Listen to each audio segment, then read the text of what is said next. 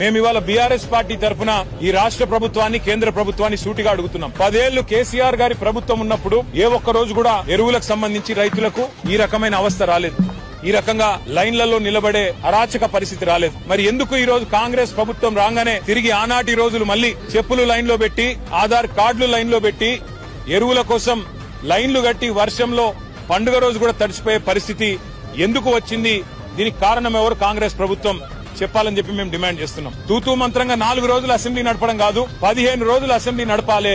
రైతుల అన్ని సమస్యలు, వర్షం అధిక వర్షం వల్ల, వరదల వల్ల ఇవాళ పంట నష్టపోయిన రైతుల గురించి గాని, ఎరువులు సకాలంలో మీరు ఇవ్వలేకపోవడం వల్ల బ్లాక్ మార్కెటింగ్ కాంగ్రెస్ నాయకులు ఎవరైతే చేస్తున్నారో, యూరియా మాఫియా ఎవరైతే కాంగ్రెస్ నాయకులు చేస్తున్నారో వాళ్ళ వల్ల రైతులు పడుతున్న అవస్థల గురించి కూడా బ్రహ్మాండంగా సుదీర్ఘంగా చర్చించే అవకాశం ప్రభుత్వం ఇవ్వాలి.